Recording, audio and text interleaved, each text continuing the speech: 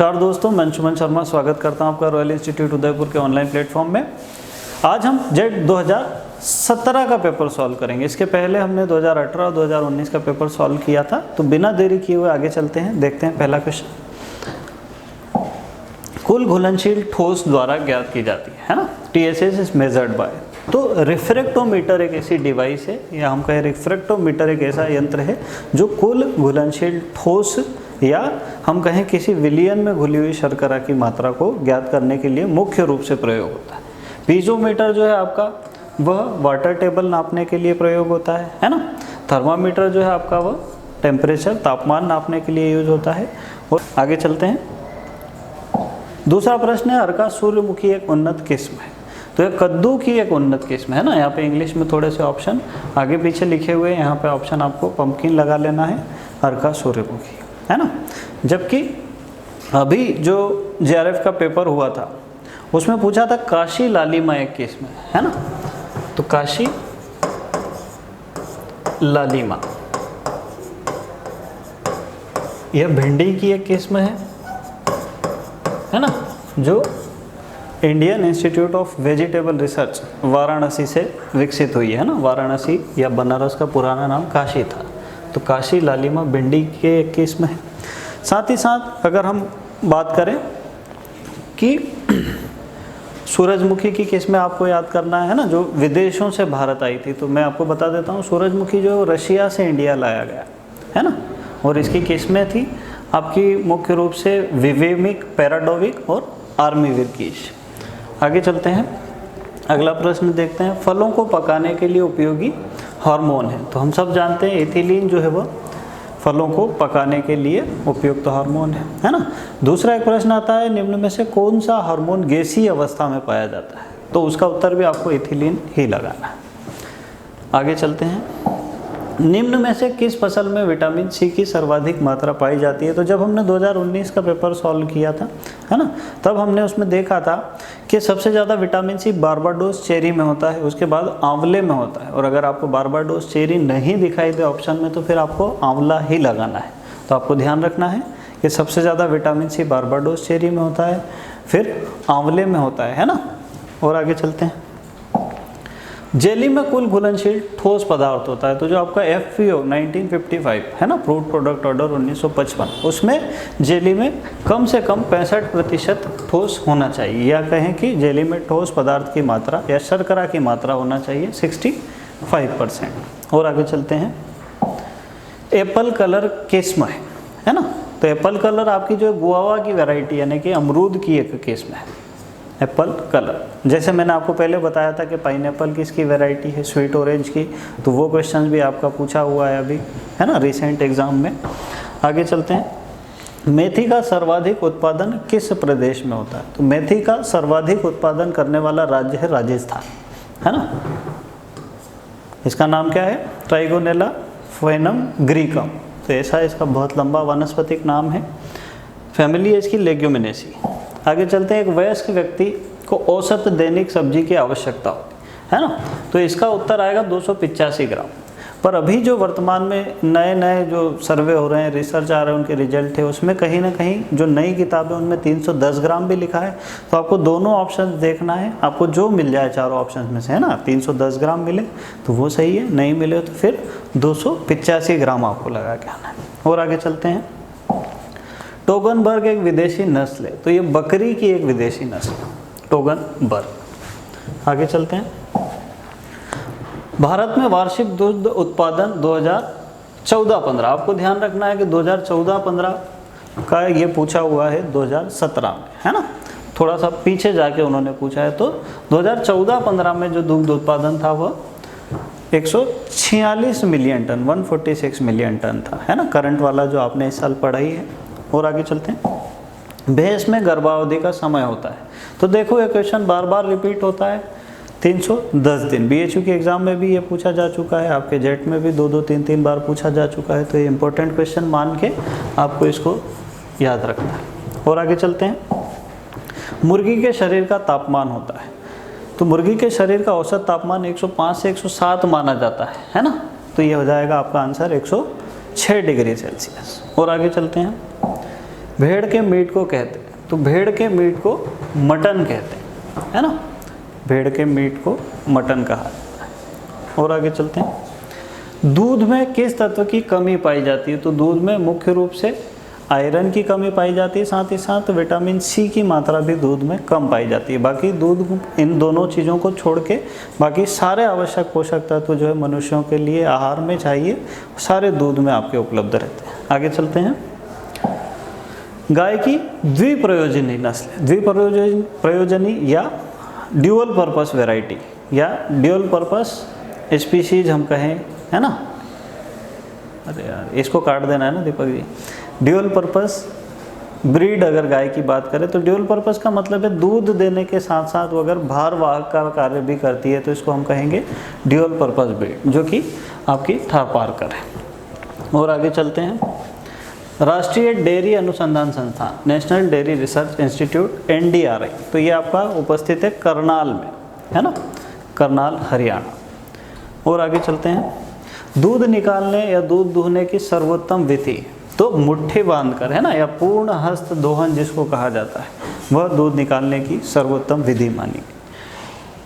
अगला प्रश्न है आपका, पशुओं में मुंह पका खुर पका, यह क्वेश्चन फिर से रिपीट हो चुका है ना, ये 2017 में पूछा, फिर 2019 में, 2018 में, इससे रिलेटेड एक न एक प्रश्न हर साल आपका आ ही रहा है ना। 2018 में आपका पूछ लिया कि फूट बात में खुर पका मुंह पका से बचने के लिए कौन से रसायन का प्रयोग किया जाता है, तो हमने देखा कि नीला तोता या कॉपर सल्फेट का यूज़ करते हैं। इसके पहले उन्होंने फिर 2019 में भी पूछा था, है ना, तो ये क्वेश्चन बार बार रिपीट हो रहा है। ये होता है वायरस से, जिसका नाम है आपका FMD virus, food and mouth disease virus. अगला प्रश्न, गर्बर विधि का उपयोग परीक्षण हेतु किया जाता है, तो वसा के परीक्षण हेतु। देखो 2017 में उन्होंने पूछा कि गर्बर विधि का प्रयोग किसके परीक्षण में किया। 2018 में उन्होंने पूछ लिया कि गर्बर विधि में दूध की कितनी मात्रा लेते हैं, तो 10.75 है ना ml मात्रा लेते हैं, वो भी हमने देखा। आगे चलते हैं अगले प्रश्न की तरफ, गाय की दुग्ध शिराओं में पाया जाता है ना, तो दुग्ध शिराएं, शिरा शब्द है, शिराओं में रक्त ही पाया जाता है। कई लोग दूध उत्तर लगा के आ जाते हैं, आपको ध्यान रखना है दुग्ध शिराओं में भी रक्त ही पाया जाता है। और आगे चलते हैं, अगला प्रश्न देखते हैं, भारत में कपास की एक गांठ का वजन कितने किलोग्राम होता है? तो ये होता है 168 ± 3, यानी कि 165 से 171 किलो। और अगर एक ही बार में कोई पूछे तो इसका उत्तर आएगा आपका 170 kg, है ना, जबकि जूट और मेस्टा का 180 kg के आसपास आता है। और आगे चलते हैं, अगला प्रश्न देखते हैं, निम्नलिखित में से कौन सी मक्का की संकर किस्म है ना, तो विक्रम, विजय, किसान, ये सब कंपोजिट वेराइटीज। इन्होंने क्या पूछा है, हाइब्रिड वेराइटी, है ना, हाइब्रिड वेराइटी है इसकी गंगा 11। आगे चलते हैं, अंबर जो है वो जौ की वेराइटी।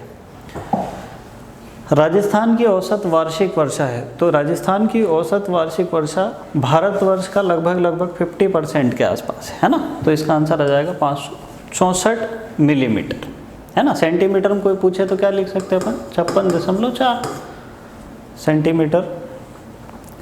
आगे चलते हैं, अगला प्रश्न हमारा, अरहर की इष्टतम बीज दर है, तो ICR में अगर ये क्वेश्चन आए तो 12 से 15 किलो लगाना, क्योंकि मोस्ट ऑफ द बुक्स में ये 12 से 15 किलोग्राम लिखा, पर जेट वाले जो है वो हमेशा इसका उत्तर 10 से 12 देते हैं, और फिर 12 से 15 आपको ऑप्शन में नहीं दिखाई देता है, तो इसीलिए आपको 12 से 15 के सबसे निकट वाला आंसर लगाना है, यानी कि 10 से 12 किलोग्राम।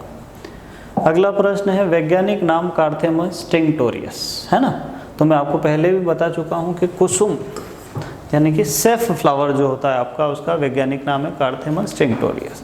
फैमिली की अगर बात करें तो यह कंपोजिटिव फैमिली का है, यह कांटे वाली फसल है ना, मतलब इसमें कांटे पाए जाते हैं। दूसरा, यह एक तिलहनी फसल है जिसमें पुफा, पॉलीअनसैचुरेटेड फैटी एसिड्स ज़्यादा मात्रा में पाए जाते हैं, अतः हृदय रोगियों के लिए कुसुम, साथ ही साथ सूरजमुखी का तेल भी लाभदायक है। और बात करें तो यह एक रंग वाली फसल भी है ना, जिसका रंग कैसा होता है, लगभग हम कहें सेफ्रॉन या स्कारलेट रेड।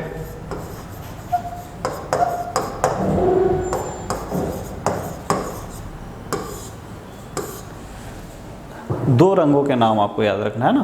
पहला ऑप्शन स्कारलेट रेड, कुसुम से प्राप्त किए जाने वाला या कुसुम के पुष्पों का रंग होता है स्कारलेट रेड कलर का, है ना। और कुसुम से जो रंग बनाया जाता है वो लगभग सेफ्रॉन या डार्क सेफ्रॉन रंग का होता है। और आगे चलते हैं, अगला प्रश्न देखते हैं। वातावरण में कार्बन डाइऑक्साइड की औसत सांद्रता होती है, the average concentration of CO2 in atmosphere, तो ये होता है 300 ppm, 300 ppm। ये क्वेश्चन भी आपका ICAR में रिपीट हो चुका है। और आगे चलते हैं, बरसीम में नाइट्रोजन स्थिरीकरण करने वाला बैक्टीरिया है, तो आपको पता है बरसीम का राइजोबियम ट्राइफोलियाई, क्योंकि इसका नाम क्या है, ट्राइफोलियम एलेक्जेंड्रिनम, है ना। तो ट्राइफोली दोनों जगह आपको मिल जाएगा। साथ ही साथ आपने अलग अलग स्पीशीज जो देखी है ना, राइजोबियम फेसियोलाई किसमें करता है, फेसियोलिस वल्गेरिस, जैपोनिकम सोयाबीन में आपका, है ना, मेलिलोटी रिचका, मेथी सेंजी, तो ये सब आपको पहले से याद है। इसको एक बार अच्छे से रिवाइज कर लें ताकि आपको एग्जाम में कन्फ्यूजन क्रिएट ना हो।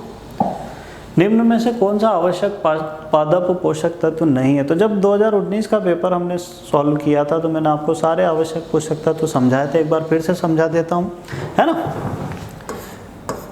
Carbon, hydrogen, oxygen, nitrogen, phosphorus, potassium, calcium, magnesium, sulphur, ये हो गए आपके स्ट्रक्चरल न्यूट्रिएंट,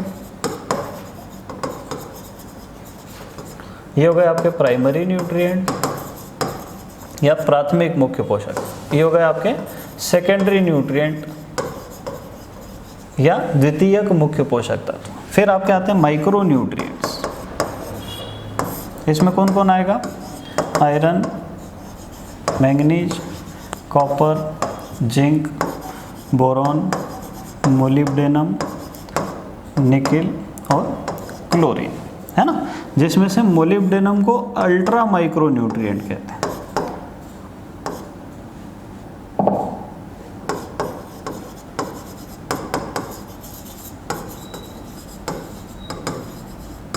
कभी ऐसा प्रश्न आए कि अल्ट्रा माइक्रो न्यूट्रिएंट कौन है, तो मोलिब्डेनम। अगर ऐसा प्रश्न आए कि सभी सूक्ष्म पोषक तत्वों में सर्वाधिक मात्रा में पौधों द्वारा लिया जाता है, तो सूक्ष्म पोषक तत्वों में आयरन, है ना, ये बहुत ज़्यादा मात्रा में लिया जाता है। आगे चलते हैं, आलू से ट्यूबर या कंद बनने के लिए अनुकूल तापमान है, तो यह तापमान है आपका 18 डिग्री सेल्सियस। 18 डिग्री सेल्सियस जो है कंद निर्माण के लिए सर्वोत्तम तापमान माना गया। और अगला प्रश्न देखते हैं, सोयाबीन का उत्पत्ति स्थान, तो सोयाबीन का उत्पत्ति स्थान चीन है ना, पर सर्वाधिक उत्पादन जो है वो अमेरिका में होता है। तो आप कभी कभी कंफ्यूज हो जाते हैं, आपको ध्यान रखना उत्पत्ति स्थल या ओरिजिन प्लेस अगर पूछे तो चीन उत्तर लगाना है ना। सर्वाधिक उत्पादन पूछे तो USA लगाना है। इसको कहा जाता है yellow gold, yellow gold of America.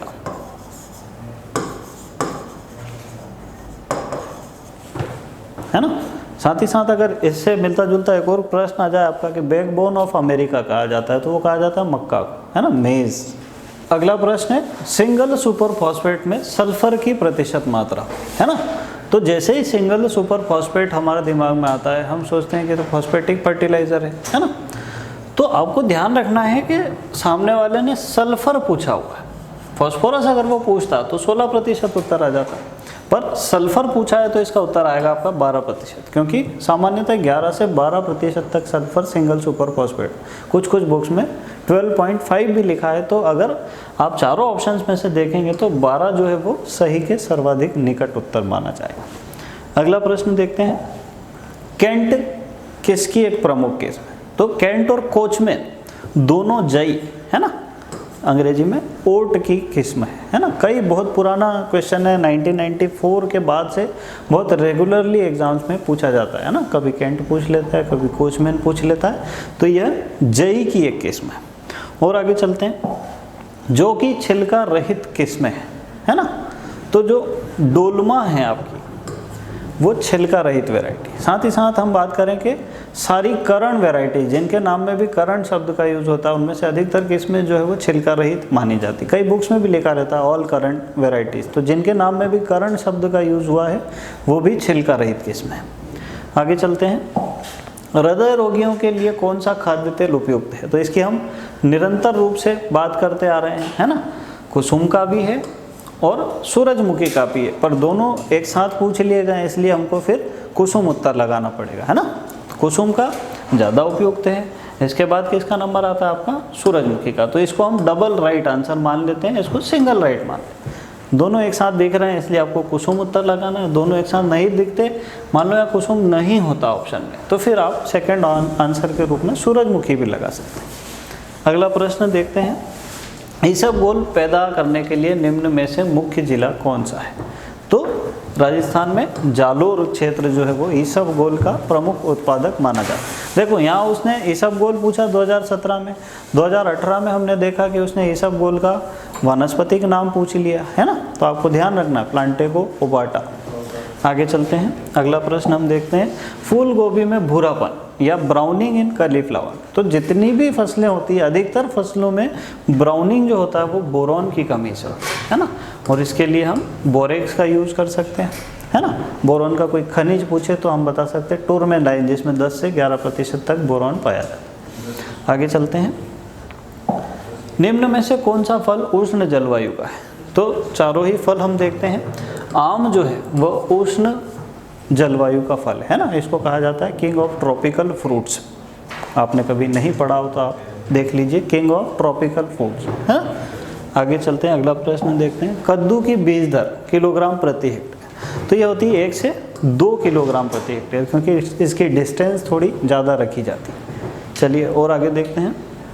अगला प्रश्न हमारा, बेर में वानस्पतिक प्रवर्धन की प्रचलित विधि है ना। तो प्रचलित विधि आपकी रिंग बडिंग या रिंग कलिकायन। तो ये हो गई आपकी।